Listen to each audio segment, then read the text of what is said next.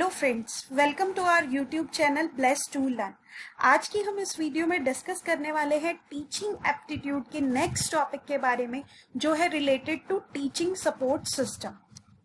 Friends, इसमें तीन types हैं टीचिंग सपोर्ट सिस्टम में हमारी। सबसे पहले तो है ट्रेडिशनल मेथड, देन आपका आएगा modern method of teaching, then आएगा आपका ICT based method of teaching. Friends, ये हमारे सिलेबस में अलग से मेंशन है टॉपिक, जिसके बारे में हमें डिटेल में डिस्कस करना होगा आज। वैसे तो ये मेथड्स ऑफ टीचिंग ही हैं, जिनके बारे में हम पहले भी डिस्कस कर चुके हैं, लेकिन ये दूसरे तरीके से अब टीचिंग सपोर्ट सिस्टम के वे से हमें प्रेजेंट करना है कि ये टीचिंग सपोर्ट सिस्टम में कैसे हेल्प करते हैं।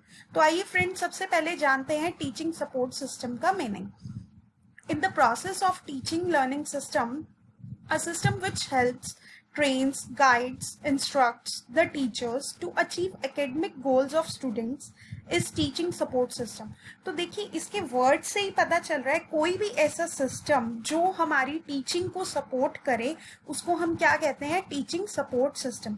कोई भी सिस्टम आप ले सकते हैं, चाहे उसमें कुछ भी है, कोई कंटेंट है, कोई टेक्स्ट बुक है, कोई आप लैपटॉप, कंप्यूटर, फोन, इंटरनेट कुछ भी यूज कर रहे हैं जो हमारी टीचिंग को सपोर्ट करे। इवन चॉक, डस्टर, ब्लैकबोर्ड, ये सारे किसके पार्ट हैं, टीचिंग सपोर्ट सिस्टम के, क्योंकि ये क्या कर रहे हैं, हमारी टीचिंग को सपोर्ट कर रहे हैं। Simply anything which helps, guides, instructs the teachers in achieving teaching learning goals। कोई भी चीज जो हेल्प करेगा या गाइड करे या इंस्ट्रक्ट करे, टीचर्स को instruction they in relevance of teaching, वो सब क्या है, टीचिंग लर्निंग के गोल्स अचीव करने के लिए है, और इसलिए उसे क्या कहा गया है, टीचिंग सपोर्ट सिस्टम। तो देखिए, इसमें सबसे पहले आता है हमारे पास traditional method of teaching. Traditional method of teaching क्या होता है friends? Traditional method of teaching को हम चॉक एंड डस्टर मेथड भी कहते हैं। यहाँ पर प्रायोरिटी किस चीज को दी जाती है, चॉक एंड बोर्ड लर्निंग को दी जाती है।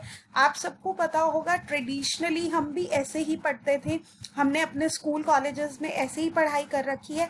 टीचर चॉक एंड बोर्ड का यूज करके हमें कंसेप्ट समझाता था और हम उसके थ्रू लर्निंग करते थे।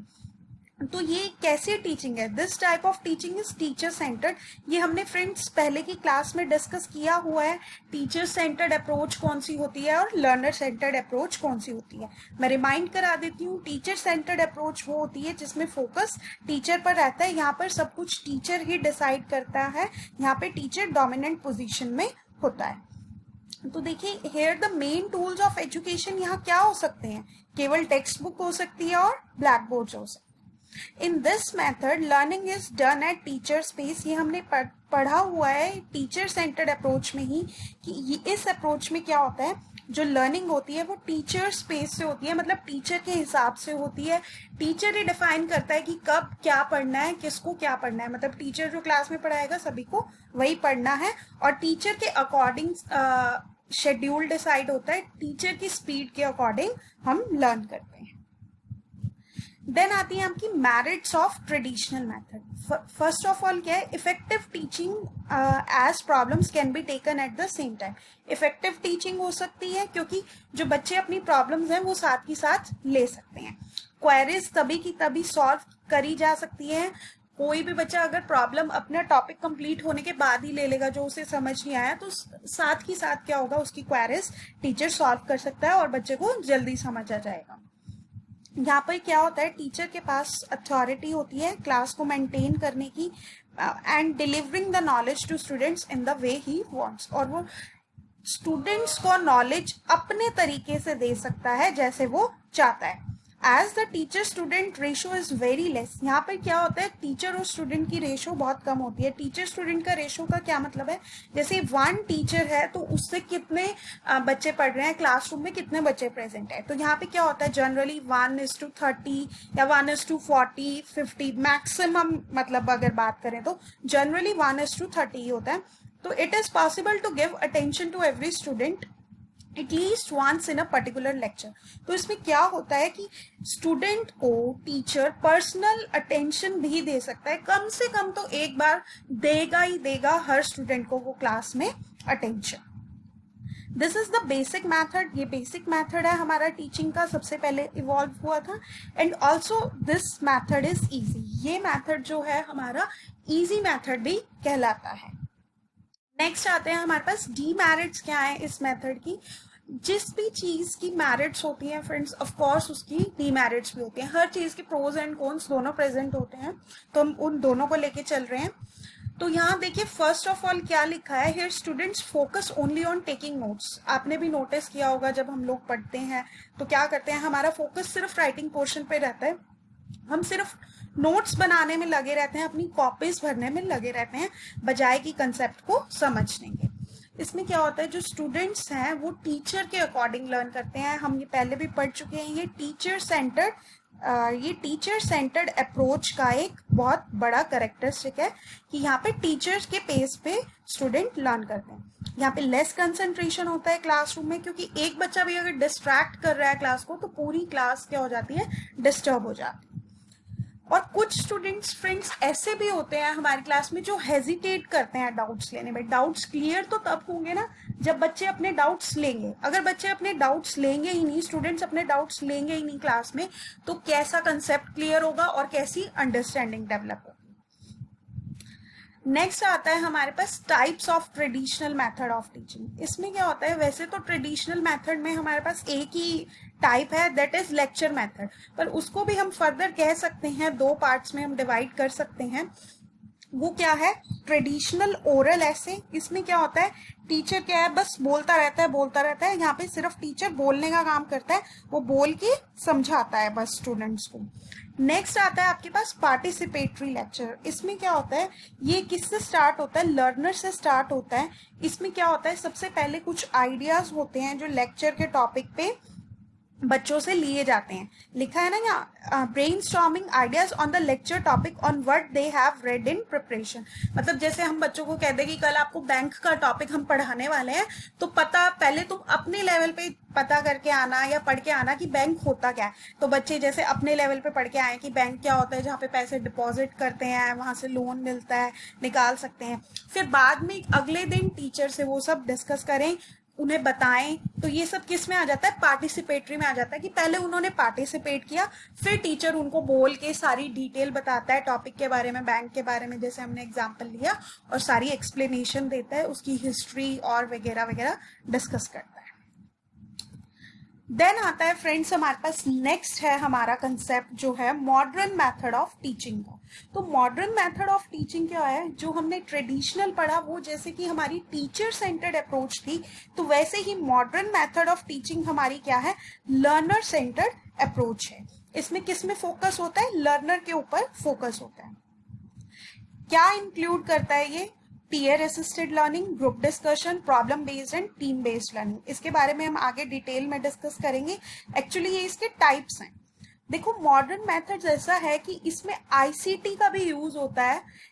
इसके बारे में भी हम डिटेल में नेक्स्ट स्लाइड्स में डिस्कस करेंगे कि आईसीटी का हमारे उसमें कैसे यूज होता है। जैसे कि हम अपनी पढ़ाई में कंप्यूटर्स, प्रोजेक्टर, और स्कूल्स में आजकल इंग्लिश लैब्स भी होती हैं, तो ये सब किसका पार्ट है, ये आईसीटी का पार्ट है, जो हमारे मॉडर्न मेथड्स में भी यूज होता है, मॉडर्न मेथड ऑफ टीचिंग में भी इन्वॉल्व होता है। देखिए यहाँ एक डायग्राम भी दिया हुआ है मॉडर्न मेथड ऑफ टीचिंग में, कि यहाँ पर जो स्टूडेंट है उसको एक्सपीरियंस कराया जाता है, उसको अंडरस्टैंड कराया जाता है concept, if, why, how, what, उसके सारे आंसर्स को क्लियर करा जाता है, उसका कंसेप्ट फुली क्लियर करा जाता है, इन सब के उसको आंसर्स दिए जाते हैं। Reflect, then conceptualisation, then acting. सबसे पहले बच्चा कंसेप्ट को देखता है, फील करता है, देन वो वॉच करता है, मतलब समझता है, उसे अंडरस्टैंड करता है, फिर उसके बारे में सोचता है, और तब उसके बाद उसको वो प्रैक्टिकली इम्प्लीमेंट करता है। तो देखिए फ्रेंड्स, मेरिट्स क्या है हमारी मॉडर्न मेथड्स ऑफ टीचिंग की। These methods are considered very effective learning tool। कहते हैं कि अगर कोई हम पिक्चर देखें तो हमें ज़्यादा जल्दी लर्न होता है, या हम प्रोजेक्टर बेस्ड लर्निंग करें तो हमें ज़्यादा अच्छे से लर्न होता है, तो इसीलिए इसे लर्निंग का बहुत अच्छा इफेक्टिव टूल माना गया है। इसमें स्टूडेंट पार्टिसिपेशन भी ज़्यादा होती है, लॉन्ग टर्म के लिए बच्चों को कंसेप्ट याद रहता है, इसमें बच्चे टीम वर्क पे काम कर सकते हैं, उनके इंटरपर्सनल कम्युनिकेशन स्किल्स इंप्रूव होते हैं, और यहाँ पर स्टूडेंट्स को मोटिवेट किया जाता है कि वो अपनी क्लास रोज अटेंड करें, और वो वैसे भी बोर फील नहीं करते, तो सेल्फ मोटिवेशन भी आता है कि वो क्लास को रोज अटेंड करें। उसके बाद क्या है, यहाँ पर जो स्टूडेंट्स हैं चैलेंजिंग कंसेप्ट्स को भी बहुत इजीली समझ लेते हैं, जो मुश्किल कंसेप्ट्स होते हैं उनको भी इजीली समझाया जा सकता है। लर्निंग यहाँ पे ऐसी है कि किसी स्पेसिफिक चाइल्ड की कोई स्पेसिफिक नीड है उसको भी फोकस किया जा सकता है, मतलब इसको कस्टमाइजेबल, मतलब अपनी नीड्स के अकॉर्डिंग जिसको कस्टमाइज कर सके वो भी हो सकता है, और पर्सनलाइज्ड भी टीचिंग करी जा सकती है। जो लर्निंग मेथड है यहाँ पर वो क्या कर रहा है, मॉडर्न मेथड जो क्या है हमारी लर्निंग को इम्प्रूव कर रहा है, स्टूडेंट्स की क्रिएटिविटी को इंक्रीज कर रहा है, और प्लस उसका क्यूरियोसिटी फैक्टर भी इंक्रीज कर रहा है, ताकि बच्चा ज्यादा से ज्यादा नॉलेज और इंफॉर्मेशन एक्वायर करे और अपने फ्रेंड्स के साथ भी शेयर करे। आगे हम मेथड्स पढ़ेंगे तो ज्यादा अच्छे से क्लियर होगा। नेक्स्ट आता है हमारे पास demerits of modern methods of teaching. इसमें क्या है, जो ये मॉडर्न मेथड्स हैं ये students to come well prepared about the subject. मतलब इस मॉडर्न मेथड ऑफ टीचिंग में क्या है, अगर स्टूडेंट्स को अच्छे से नॉलेज एक्वायर करनी है, अच्छे से पढ़ाई करनी है, तो उसको पहले वेल प्रिपेयर्ड होना पड़ेगा सब्जेक्ट के बारे में या टॉपिक के बारे में। अगर वो अनप्रिपेयर्ड होगा तो ये लर्निंग मेथड की सबसे बड़ी रुकावट होगी, और मतलब उसको अच्छे से समझ ही नहीं आएगा। Not effective for a large group of students, ये ज्यादा इफेक्टिव नहीं होगा अगर बहुत ज्यादा नंबर ऑफ स्टूडेंट्स है। लाइक हम ग्रुप डिस्कशन इसका एक टाइप है उसकी बात करें तो ये ज्यादा इफेक्टिव नहीं होगा। अगर 100 बच्चे हैं तो हम 100 बच्चों की ग्रुप डिस्कशन नहीं करा सकते एक पीरियड में। Students who are academically strong may provide more input and have a better participation than other। मतलब जिनका एकेडमिक बैकग्राउंड स्ट्रांग है, जो पढ़ाई में अच्छे हैं, वो तो अपना अच्छा इनपुट दे पाएंगे, लेकिन और स्टूडेंट्स उतना अच्छा इनपुट नहीं दे पाएंगे, तो इससे इम्बैलेंस की सिचुएशन हो सकती है क्लासरूम में। नेक्स्ट आता है हमारे पास टाइप्स ऑफ मॉडर्न मेथड। इसमें सबसे पहले क्या है, पाल पीयर असिस्टेड लर्निंग। इसमें क्या होता है, टीचर्स जो हैं स्टूडेंट्स को मतलब उसके क्लासमेट के साथ पेयर बना देते हैं। पेयर बनाने के बाद उनको कुछ ना कुछ एक्टिविटी दे देते हैं जिससे वो अपना मिलके सॉल्व करते हैं, एक दूसरे के साथ टीम वर्क करते हैं, मतलब दो ही होते हैं जैसे, तो वो अपना मिलके सॉल्व करते हैं। और ये pairs time to time change भी होते रहते हैं, तो वो एक दूसरे से अपनी नॉलेज भी शेयर कर पाते हैं और टीम वर्क भी इसमें डेवलप होता है। नेक्स्ट आता है ग्रुप डिस्कशन। इससे हम लोग बहुत फेमिलियर हैं। इसमें क्या होता है कि कुछ स्पेसिफिक टाइम लिमिट्स हैं, इंस्ट्रक्शन है जो स्टूडेंट्स को दी जाती है फॉर स्पीकिंग एंड डिस्कसिंग। वो अपना पॉइंट ऑफ व्यू डिस्कस करते हैं एक दूसरे के साथ। इसमें टीचर उनको दे देता है, टाइम लिमिट दे देता है, इंस्ट्रक्शन दे देता है कि उन्हें एक टॉपिक के बारे में बोलना है और आपस में नॉलेज शेयर करनी है। इसमें जो क्या है, स्टूडेंट्स की जब ग्रुप डिस्कशन हो जाती है उसके बाद टीचर फाइनल कंक्लूजन निकालता है और उस टॉपिक के बारे में फाइनल उनको रिजल्ट बता देता है कि उसका क्या मतलब था, क्या प्रोज एंड कॉन्स थे। प्रॉब्लम बेस्ड लर्निंग में क्या होता है फ्रेंड्स, जो रियल वर्ल्ड प्रॉब्लम्स हैं वो बच्चों के आगे रखी जाती है जिससे कि वो अपनी लर्निंग इंक्रीज कर सके, लर्निंग इम्प्रूव कर सके।